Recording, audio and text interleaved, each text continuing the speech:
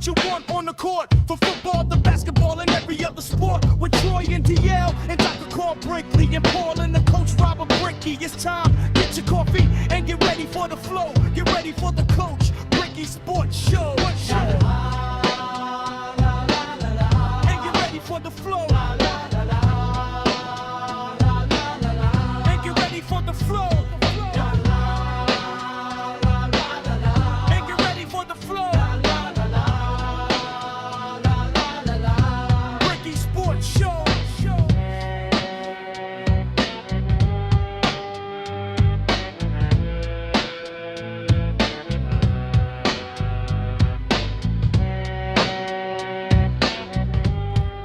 Good morning to you. We're back now. We're going to do the last 30 minutes here. We're doing an abbreviated sports show. And Coach Brickey, Noah GL, neither one is with us this morning. And Reverend Carlton Brown and I are holding down because they're not here. Reverend Brown, look, he be on these games, man. Hey, Rev, he know all this stuff. Yes, sir. And look, he said, look, he's a man of many talents here. He's down with all of it.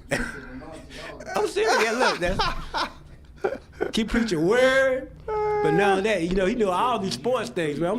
But and on a serious note, though, you do well with that. Yeah, got to do that. I'm more interested in other stuff than I am, Okay. I can handle the NBA and the NFL. You got 16 games. 18 games now. 18. But it's just too many games in baseball games, yeah. and basketball for me to follow all of that.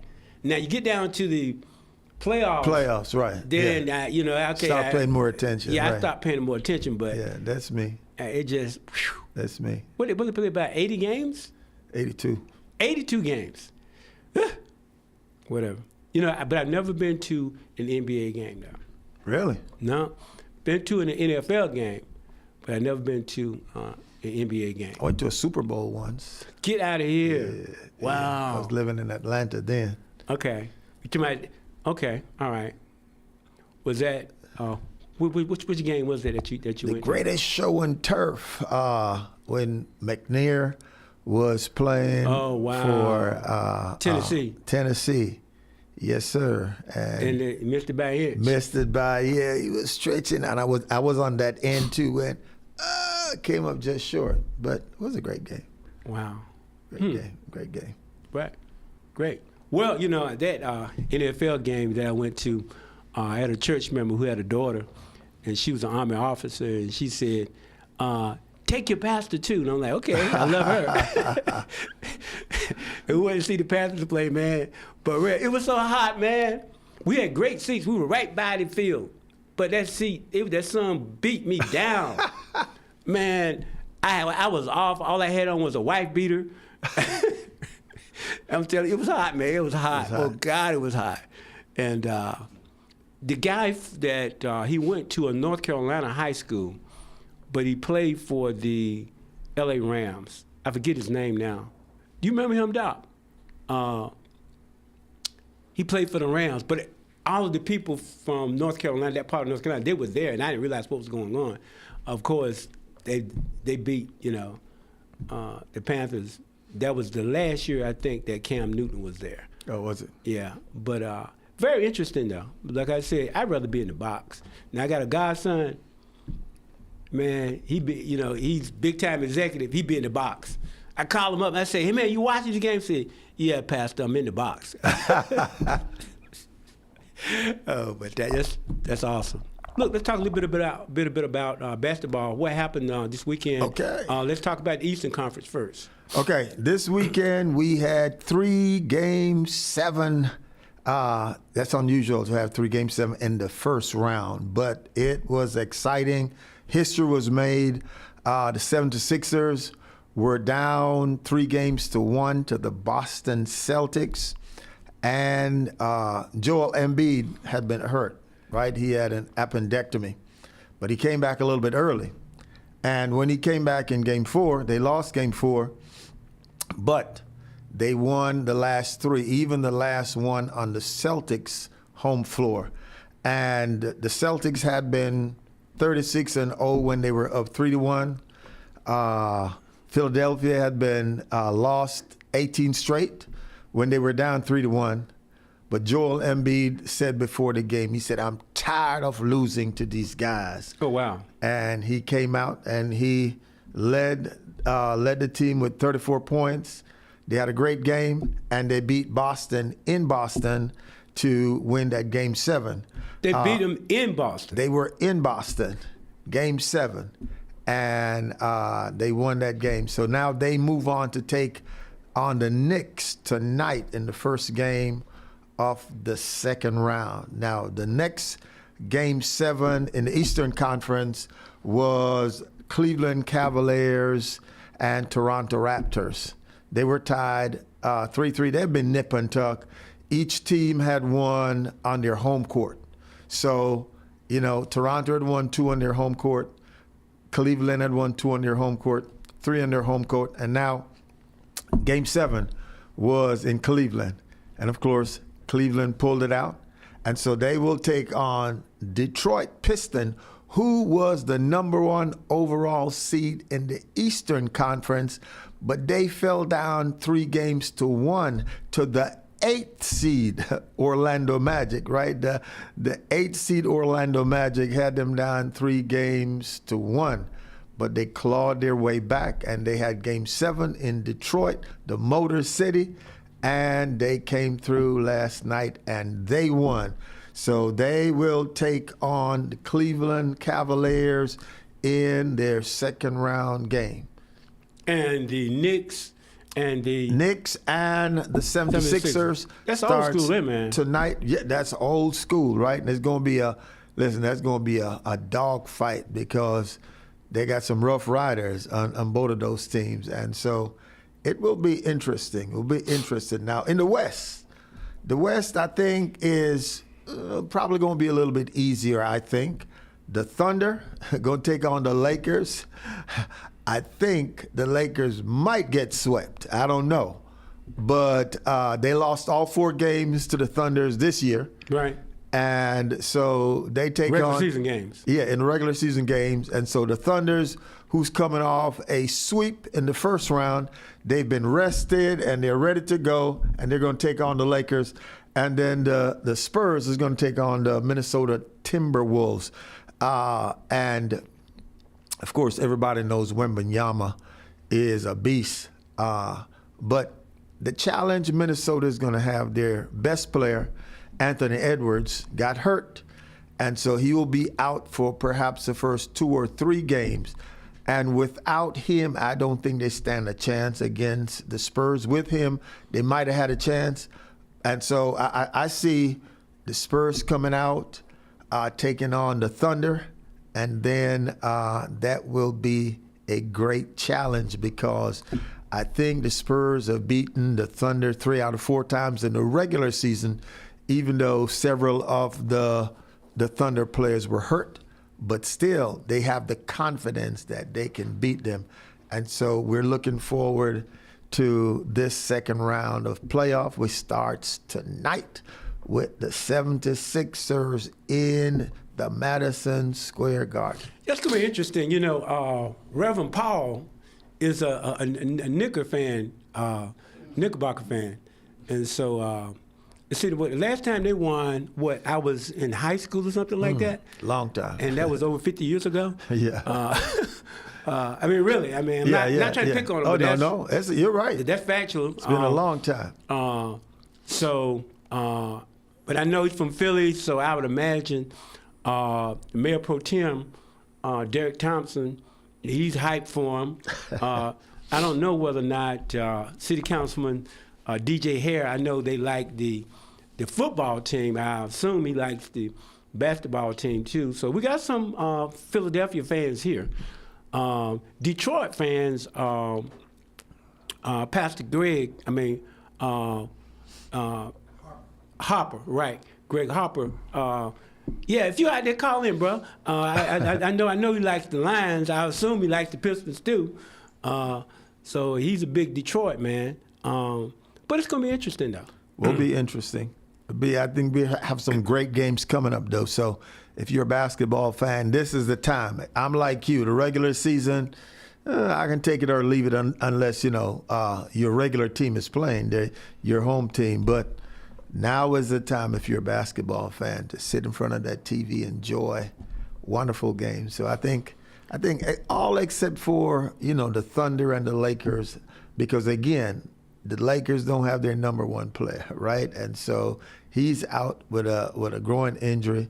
So without him, if they had him, I think they would stand a chance. But without him, they don't stand a chance. So it seems like the marquee matchup, though, is probably going to be in the West with San Antonio and the Thunder. When they get there, yes, sir. That's going to be. I mean, if they both survive, yeah, and match up against each other, I would think that would be the big. That would almost be the finals, because I think either one of those teams win, I think they're going to go on to win the championship. It's just my opinion. Of course, the Eastern Conference might have something to say. They might be saying, well, the game is won on the court, not on the paper, right? So now, the last time Philadelphia won, did they win with Dr. J back in the when he won it with them? Yeah, I mean, I don't know if that's the last time the Philadelphia won with Dr. J. I'm not really sure. I'm not sure when was the last time. It's been a minute with them, too. It's been a minute, yeah. It's been a while. Right. I said to guys something. We can switch gears now to talk about football. Man, they talked about, like, when you start playing football, they say in the first month, every team, no matter what their winning record is, makes something about like $400 million.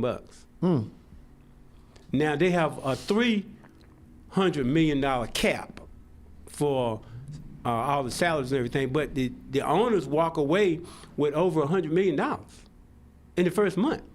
Wow. First month. The first month. Wow. I mean, it's like I'm looking at the Dallas Cowboy fans, bro. So look, these guys are going to win money-wise, whether those teams win or lose. I mean, Jerry Jones is not crying going to the bank. He may not be winning championships, but I'm gonna tell you this: I don't know the man, but I believe that he doesn't really care that much. Now, he did declare that this would be the year that they would bring home a Super Bowl ring. Has he done that before? Has he done that before?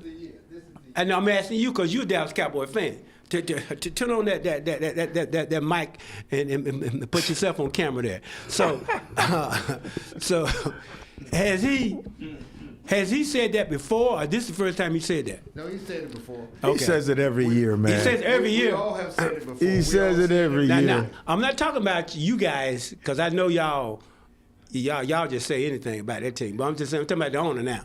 But Dr. Brown, you have to agree.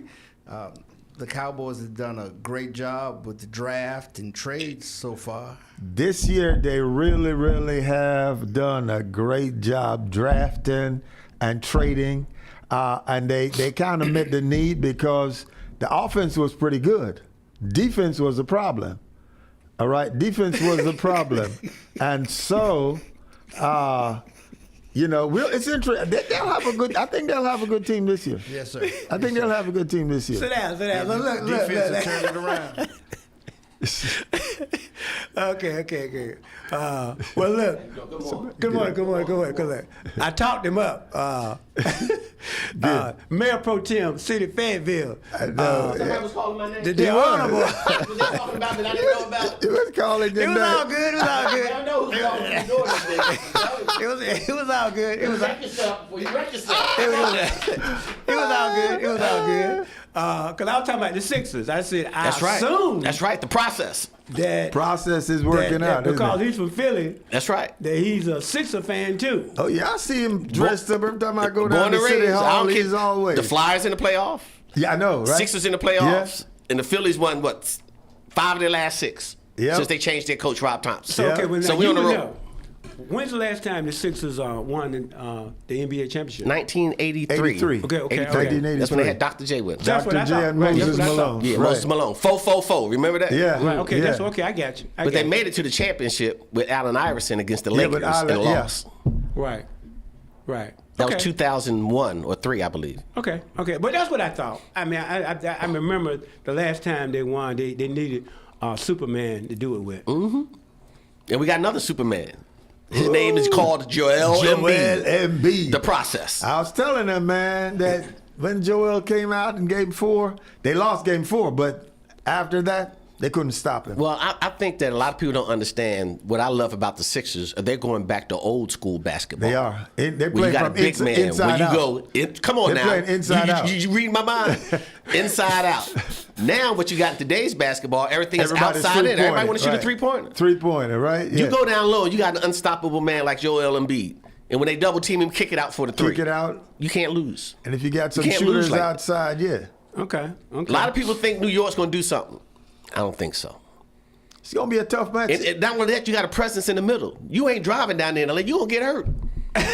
You know what I mean? Joel was old school. You see how he threw down Brown? Trying to, Yeah. protect him down low? Get Right. off me, young man. Yeah. You too small. Too small. Too I small. mean, that guy is 7'1", Okay. 270-something pounds, could shoot like a guard, Right. can go down low like Shaquille O'Neal, Okay. can rebound like Moses Malone, Okay. and got handle like Akeem Olajuwon. Okay. He can talk the stuff. I mean, He can talk. the Sixers is going to be the process. New York Okay. got a big man, though, so, But he's coming off the bench. well. Their big man is coming off the bench. They got Anthony who's starting. Right. And Anthony, I can tell you what they're going to try to do now. Anthony's going to try to bring Embiid out. Right. Because Anthony likes to shoot three-pointers. It's going to be interesting, though. It's going to be interesting. It's going to be a good game. I'm looking forward to it. I'm glad you called me into this conversation. Good I was just peeping to see who was up in here. You're talking about my Sixers. I get hyped up talking about Philadelphia.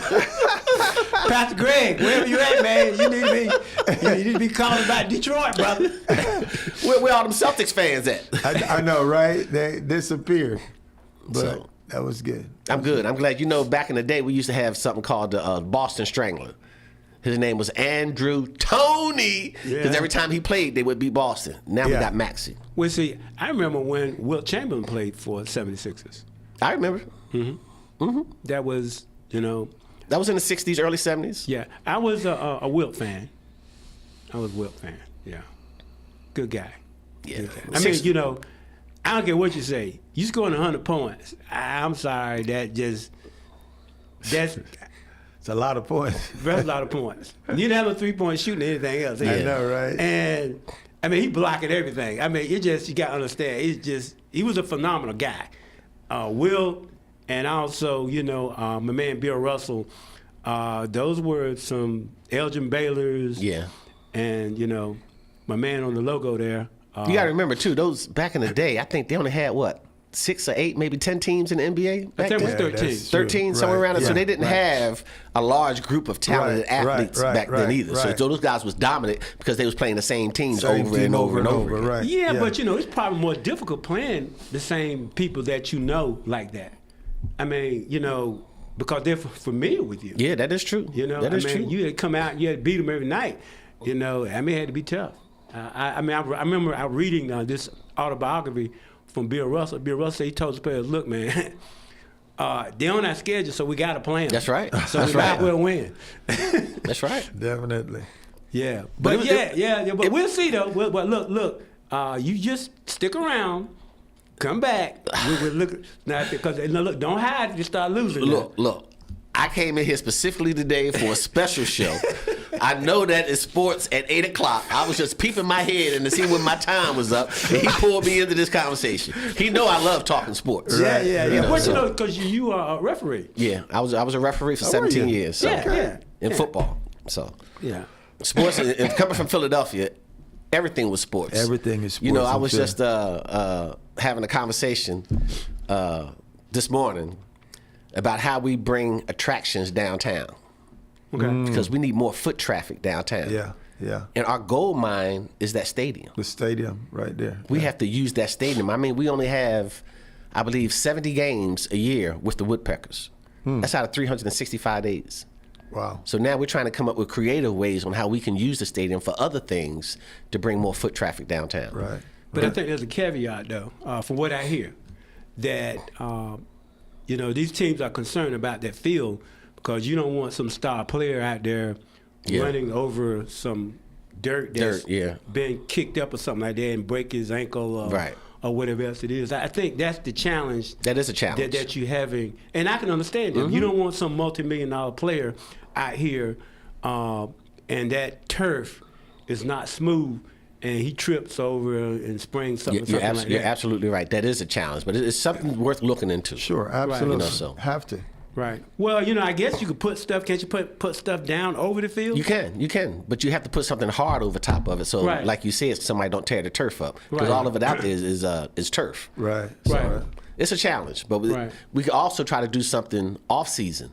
So if something does happen, we have time to fix it before the regular season does start. That's true. You got a point there. Okay. So we're just trying to utilize everything that we have. Absolutely. Yeah, that's true. I'm total agreement with you there. I'm totally in agreement with you there. The foot traffic needs to increase, certainly. And, you guys, I think you guys are being creative in what you're doing, Where are you on this whole thing with, I saw you in here, now I'm asking you, on this thing with data centers? What do you want to know? Where are you at with that? Let me give you a quick overview. I don't want the city of Fayetteville to be left behind. From the studying that I have done, and I have done a lot of studying. Okay. Everybody wants to compare us to other cities. You want to compare us to Charlotte. You want to compare us to Greensboro and Durham and Raleigh. All of them have data centers. Okay. Charlotte has 25. Really? 25 Charlotte has. Raleigh has 9, I believe. Durham has 5. Greensboro has 2, I believe, and Winston-Salem and other cities have 1. There are a total of 61 data centers in the state of North Carolina. And we have 0. We have 0. Why do we want to lose? Why do we want to be left behind? Those guys are bringing in tax revenue. Tax revenue, so I don't have to raise taxes on my constituents if I want to do a CIP project in the city. You have property tax. You Property don't tax. want to do that. So why should we risk that and put a data center somewhere where we know that it's not going to harm the environment, where they could probably use their own power? So we know that there's going to be a noise variance around it, so it doesn't have a lot of noise, and they have recyclable water. What do we have to lose? Good point. Right. I know it's a hot topic. It is a hot topic, but I want people to also look at the positive. You can't keep focusing on the negative. You have to look at both sides of every coin. Right. You have to look at the positive as well as looking at the negative. If you want your city to grow, and everybody wants the city to grow, stop prohibiting me from growing by saying you don't want this and you don't want that and you don't want. Well, what do you want? Yeah, I mean, To make our city grow. I gotta agree with you on that. There's some people out there, they just straight up just say no to everything. Yeah, but we have to look at the big picture and speak for the entire city. Right. On what's best for the entire city. And I think that's what my role as a council member, and hopefully my role as a mayor pro tem, to collaborate with my colleagues and move in the same direction so we can move positively in the right direction for our residents in the city of Fayetteville. Yeah. Because it's a vocal group out there, no doubt. But I've looked at it too. I believe it's more positives involved than negatives. Yeah. That's what I see. We have to look at growth. We have to look at growth. We have to look at growing our downtown. We have to look at growing West Fayetteville. We have to look at growing our transportation. We have to look at growing our infrastructure. We got to look at growing our businesses. Right. These are the things that is forward thinking that we're trying to do. So we're not just looking at tomorrow. We're looking at the effects on how it's going to affect maybe your grandkids and my grandkids 10, 15 yeers from now. I think it's everything. There's going to be risk in anything you do. That's my point. Right. If you're going to grow in an industrialized city, there are some risk, but does the reward outweigh the risk? And that's what any city has to balance. The city council, whomever make the decision, you have to balance. Is the risk, minimize the risk and maximize the reward. And so prayerfully that we'll make the right decision so that the city will grow, and that people who have concerns, I mean, it's legitimate concerns, but if we can, again, minimize the risk so that we can maximize the benefits for everybody and not just a few. That I is so think true. it's a win-win. Nobody on council is going to put the risk of their constituents in harm. Right. I know, and I'll speak for all of them. We're always going to look at the best option to make sure that we're doing the best for all of our residents. Right. Yeah. Well, look, also quickly, we have about just a minute and a half left. I know you got the pickleball courts up here, and I didn't realize this is a national pickleball championship. 12 tennis courts and 4 pickleball courts. Right, but I mean, just like tennis national, I was sitting there watching TV one night. Pretty courts. Yeah, I'm saying, and I saw that, you know, because it was a female thing. It's 2 females playing against the other 2 females, but I was like, well, dang, you know, this pickleball thing is for real. Yeah, I ain't never seen pickleball. I ain't never played pickleball. I couldn't even tell you how to score pickleball. Right. But if that's what they want, that's what we're going to give them. But it's growing like crazy. I know, really. And it's going to be a regional facility that's going to Really? bring outside revenue, once Right. again, into the city of Fayetteville, because they're going to be Okay. championship courts That's out good. there. That's good. And we're redoing the tennis courts at Masrick Park. We're redoing the tennis courts at Tokay. That's good. Right. And the Splash Pads just opened 1 May. Right here. So there's a lot to do in the city of Fayetteville. All right now. Well, look, appreciate you stepping in, sir. Look, you are always welcome to join us on any sports show that you got time to come in. I know you're kind of busy on Monday. Thank you, brother. Whenever I'm in the neighborhood and I see your car out there, I make sure I stop by in here and see what the topic is. It's good. You're welcome. You're welcome. Thank you, Reverend Dr. Carl. Yes, sir. And it's been a joy working with you, Brother Caleb. And so best to you and all your future successes at Fayetteville State University. Okay? Keep hope alive. That's right. That's right. Power to all the people. We out of here, guys. Appreciate you. Thank you God so bless much. y'all. Have a great